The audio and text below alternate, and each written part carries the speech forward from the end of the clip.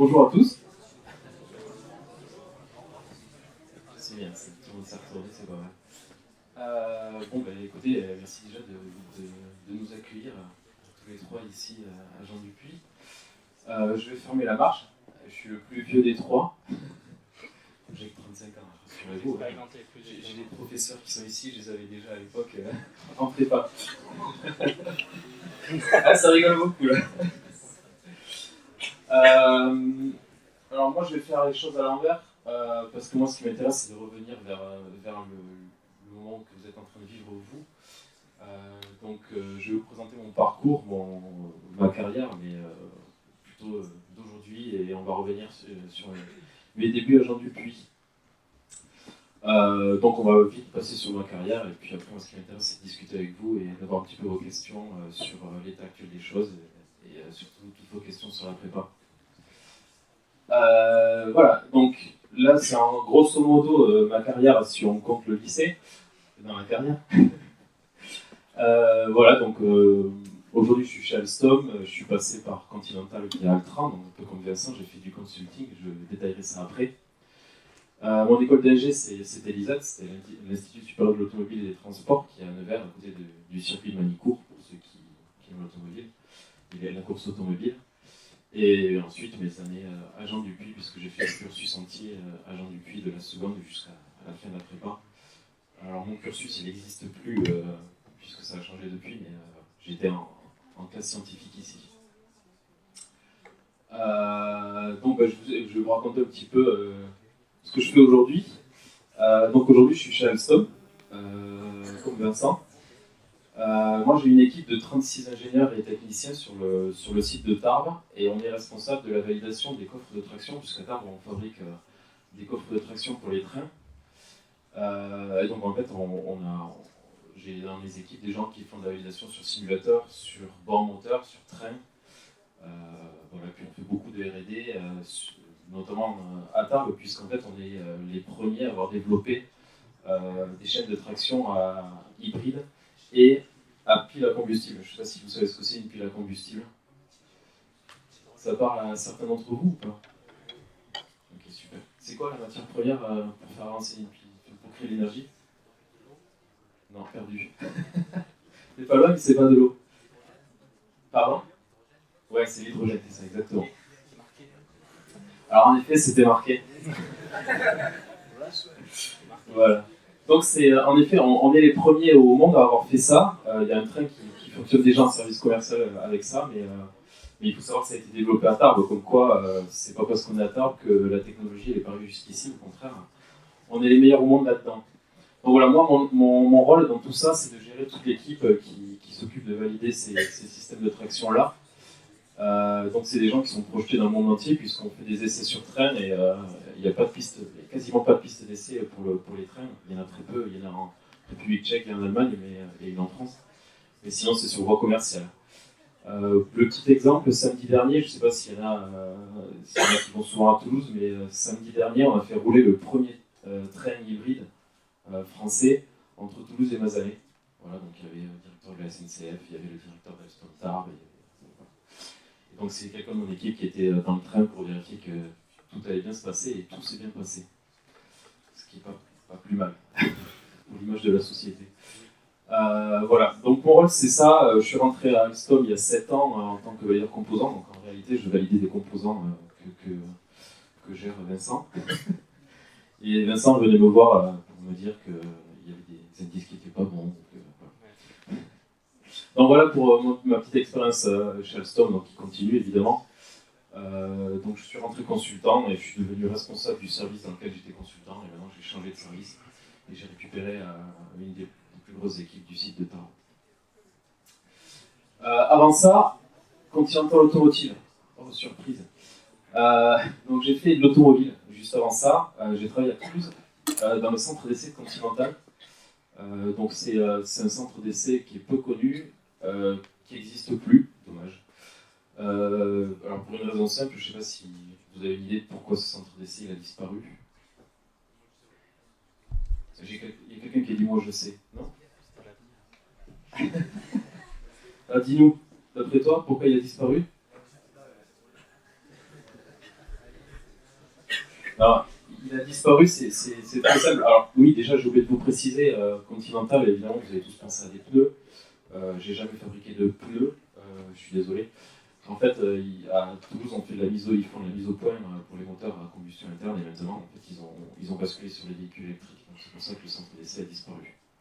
Donc il y a plus grand monde qui brûle du gasoil à outrance à Toulouse pour mettre au point vos moteurs.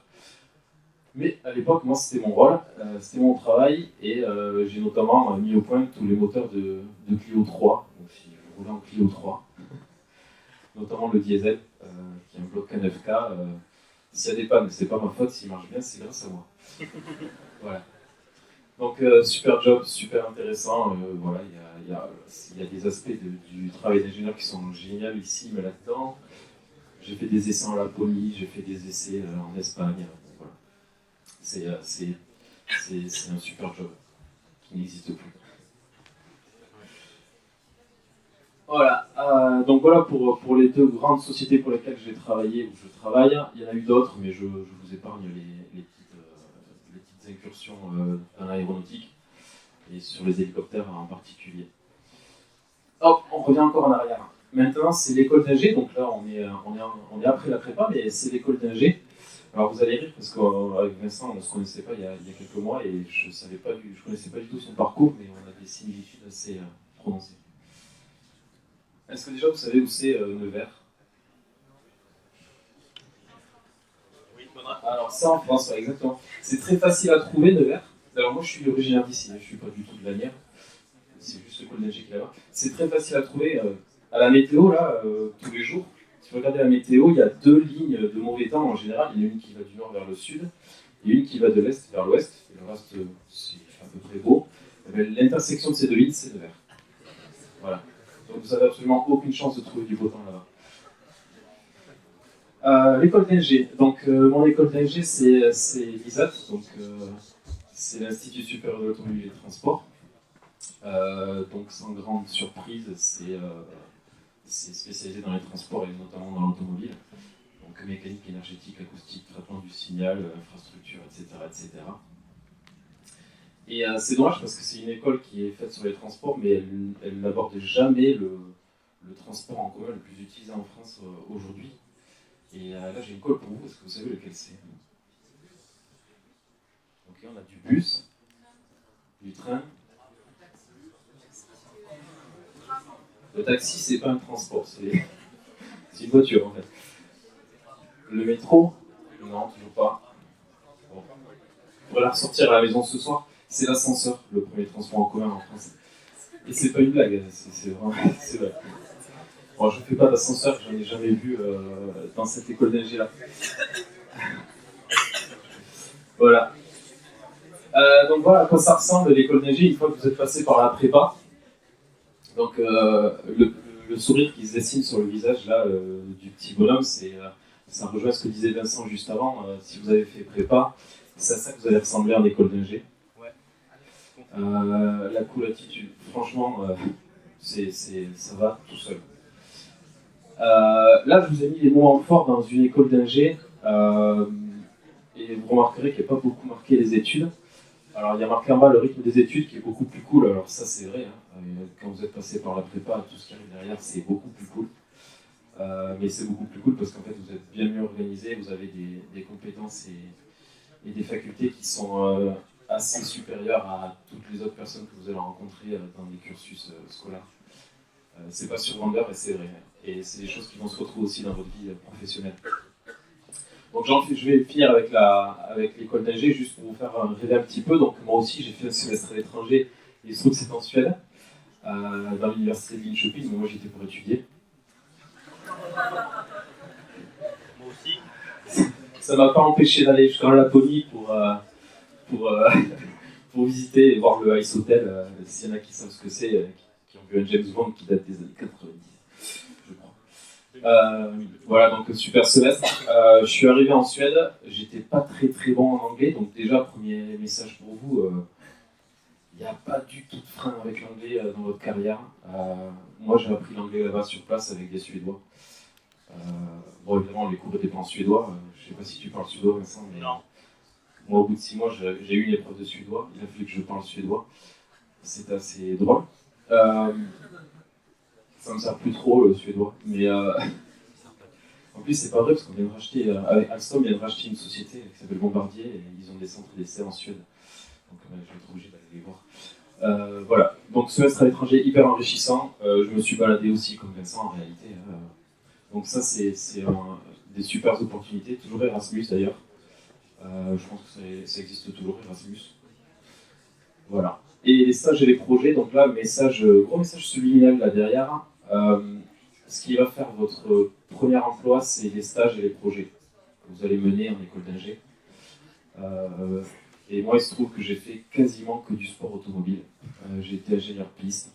J'ai fait des trous à la perceuse dans des tableaux de bord de Ferrari F458 GT3. C'est des voitures qui valent 300 000 euros à peu près. Voilà. Donc c'est très sympa. C'est très très sympa. Voilà, donc par contre, ça a conditionné ma sortie d'école et ça a conditionné mon premier emploi, donc, qui était chez Continental et qui m'a permis d'avoir l'emploi dont je rêvais. Même si aujourd'hui, je fais plus du tout la même chose parce que j'ai senti le vent tourner et il faut aussi évoluer avec la technologie. Mais voilà, donc c'est super important et c'est super enrichissant et voilà, on a bien faire des choses très très sympas. Donc voilà pour mon école d'ingé, bon, je suis passé à travers assez facilement. Comme je le disais juste avant, la classe prépa, ça vous permet d'avoir des grosses facilités en école d'ingé. C'est une école d'ingé qui est en prépa intégrée normalement. Moi, je suis arrivé après. Je suis arrivé à la troisième année, entre guillemets. Et pour vous donner un ordre d'idée, ils étaient 130 en première année en prépa intégrée. On est sorti à 60. Et dans les 60, il y avait 40 personnes qui sortaient de prépa. Voilà. Donc il y a eu beaucoup de dégâts. Alors que moi, j'ai trouvé ça très facile. Donc il y a vraiment un gap qui se crée entre les gens qui font prépa et les gens qui font des prépas intégrées. Après, il y en a qui sont brillants, qui sont sortis de prépa, qui étaient en prépa intégrée et qui sont sortis devant moi. Mais il n'y en a pas beaucoup. Voilà, et maintenant, hop là, on en revient à vous. Moi, je suis rentré ici en 2003. Personne n'était né, c'est ça? Non, même pas. Si, c'est ça en plus. Voilà, donc moi je suis rentré ici en 2003. Je peux vous dire que cet amphi-là, il ressemblait pas à ça du tout.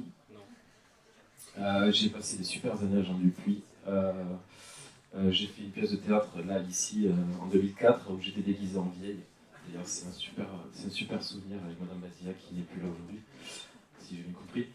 Voilà. Et donc 2003-2006, cursus classique. T'as pas la photo? Hein? T'as pas la photo? Alors, je dois traîner quelque part la photo. Hein. Voilà. Et donc on en arrive à la question fatidique. J'en suis arrivé là aussi. Terminal S au bac. Qu'est-ce qu'on fait après? Donc je me suis posé la même question que celle que vous êtes en train de vous poser à l'instant. Il y a plein d'acronymes, c'est chouette, mais ça fait un peu mal à la tête. Et avant de passer aux prochaines slides et vous expliquer pourquoi moi j'ai fait prépa, j'ai décidé de faire prépa, j'aimerais avoir vos questions. Quelles questions vous posez-vous sur maintenant? Est-ce que j'y vais, est-ce que j'y vais pas? Est-ce que vous avez des questions là-dessus? Ou sur mon parcours aussi?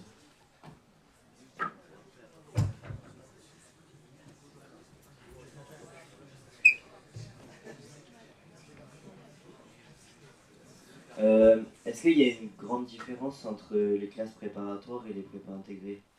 Oui, il y a une grosse différence. La grosse différence, elle est qu'une prépa, une classe préparatoire, comme il est ici, une CPGE, t'es pas directement orienté sur la spécialité de ton école d'ingénieur. Tu vas aller balayer beaucoup plus large, beaucoup plus de pression aussi, il ne faut pas se le cacher. Mais par contre, ce qui va t'amener des compétences qui n'existent pas dans les prépas intégrées, puisqu'ils sont directement liés à l'activité et à la spécialité de leur école. Donc, tu auras un élargissement beaucoup plus grand de tes capacités, de tes connaissances et surtout de tous les thèmes que tu peux aborder, et ce qui te permettra de choisir pour de vrai ce que tu veux faire plus tard, sans t'enfermer de suite dans une spécialité.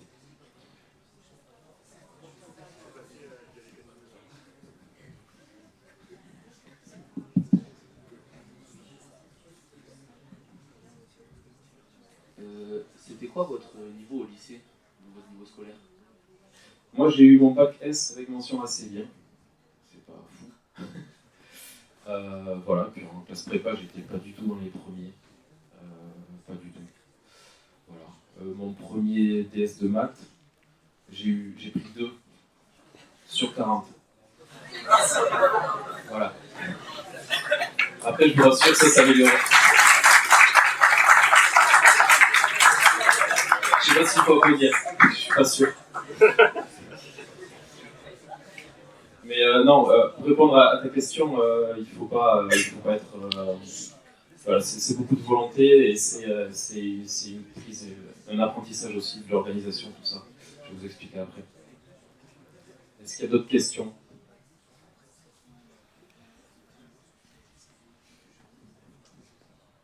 Quand vous étiez dans le surplomb automobile, est-ce que vous étiez sur piste ou dans l'atelier, dans le garage? J'étais ingénieur piste, donc j'étais pas derrière le volant. Mais j'étais dans le garage, évidemment. Sur toutes les courses et dans le garage. En fait, j'étais responsable de 2 pilotes. Il y en a un que vous connaissez peut-être, mais là encore, je vais passer pour un vieux. Il s'appelle Fabien Barthès. Je sais pas si ça vous parle. Bon, ok. Ça a été un des meilleurs gardiens de but du monde. Il a quand même gagné la Coupe du Monde en 90. Bon, bref. Voilà, et il était très mauvais en pilote de course. Il avait juste beaucoup d'argent. Mais sinon, j'étais dans les garages. Ouais.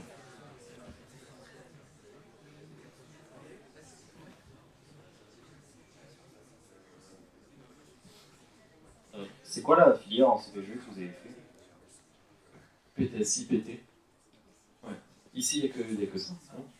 Ouais. Enfin, à l'époque, en tout cas, il n'y avait que ça, c'est sûr. Ok, s'il n'y a pas d'autres questions, je pense qu'il faut je laisse un petit peu de temps aussi au professeur. Je vous fais le dernier slide, juste pour vous expliquer pourquoi, qu'est-ce que vous allez écrire en prépa de plus que les autres, et ce qui va faire que vous allez sortir du lot. Il y a pas mal de points. Bon, déjà, c'est l'accès vers les grandes écoles, ça c'est sûr, c'est la voie royale, hein. Il n'y a pas mieux. C'est pas la plus facile, mais il n'y a pas mieux. Et ensuite, donc, au-delà des apprentissages scientifiques hyper larges que vous allez voir, il y a beaucoup d'outils que vous allez récupérer pour vous et qui vont vous servir pendant toute votre carrière. L'organisation, l'esprit de synthèse, l'autonomie et la rigueur. Alors, c'est pas des paroles dans le vent. Parce que c'est quelque chose aujourd'hui qui nous démarque dans le métier d'ingénieur. Il y a beaucoup d'ingénieurs, mais il y a pas. Il y a tous les niveaux dans les ingénieurs, et on va en rendre compte plus tard, mais voilà, on n'est pas tous câblés pareil, on va dire. Et tous les gens qui ont fait prépa, ils ont une organisation, ils ont une capacité aussi à déléguer ou alors à organiser leurs tâches beaucoup plus facilement.